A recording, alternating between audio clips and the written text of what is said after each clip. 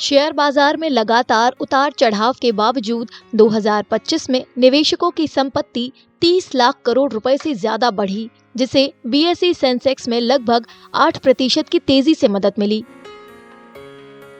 विदेशी पूंजी का बाहर जाना, टैरिफ से जुड़ी अनिश्चितताएं, वैश्विक टकराव, ऊंची कीमतें और कमजोर रुपए ने बाजार को अस्थिर कर दिया, जिससे पूरे साल उतार चढ़ाव बना रहा। 29 दिसंबर तक 30 शेयरों वाला बीएसई सेंसेक्स पिछले साल 78,139 पर बंद हुआ था, जो इस साल 6,556 अंक बढ़कर 84,675 पर बंद हुआ। इस तरह नेशनल स्टॉक एक्सचेंज का बेंचमार्क निफ्टी पिछले साल 23,658 पर बंद हुआ था, जो इस साल 2,282 अंक चढ़कर 25,939 पर बंद हुआ। We saw the market down and again it recovered from the lows. The drawdown was more than 17% during the year 2025. It was completely unexpected that the market can again bounce back from those levels, and the drawdown was mainly because of few reasons. The very important reason on which we need to talk is weak corporate earnings. So because of that weak corporate earnings of last 6 quarters, we saw market remained under pressure. The other reason was geopolitical tensions between Russia, Ukraine, Hamas, Israel, as well as if we go through with our particular at domestic levels, then India-Pakistan clashes. I think all these things, they have kept the sentiment little bit on the downside. Despite headwinds, the Indian economy has maintained a very healthy growth rate. In fact, the latest numbers point towards 8.2% GDP. And of course, political stability and favorable election results, which almost gave a referendum in favor of the ruling government, I think supported the cause, which led to positivity amongst the investors.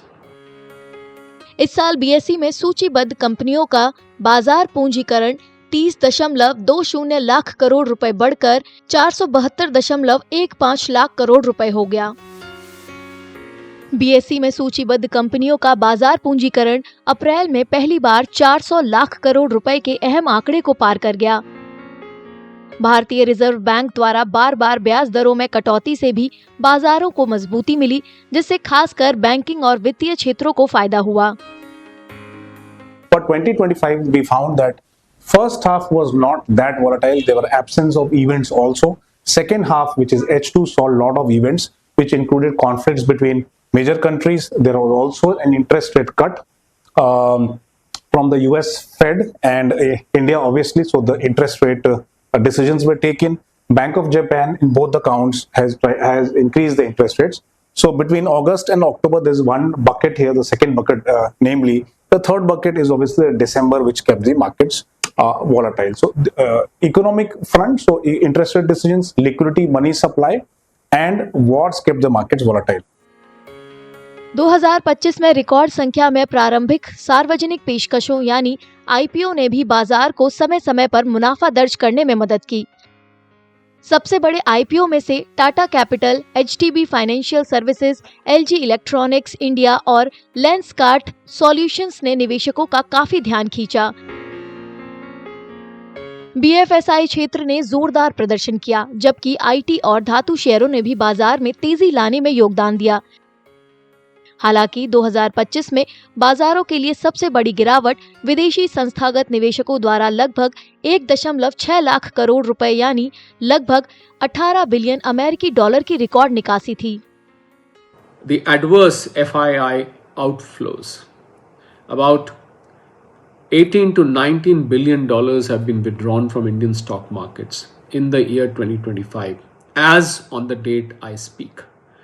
This was countered by consistent inflow by DIIs, the domestic institutional investors, backed by retail investment participation in SIPs, mutual funds, and direct investments. If we go through with FII's activity, then FII sold heavily in the first half of the calendar year 2025. Till date also they are selling, but if we consider the overall the intensity of selling is now reduced a lot.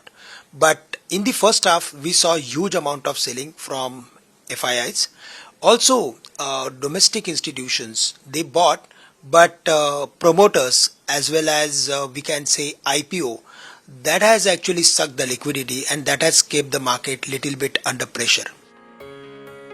अमेरिकी tariff को लेकर लगातार अनिश्चितता और कमजोर होते रुपए की वजह से बाजारों पर भी दबाव रहा।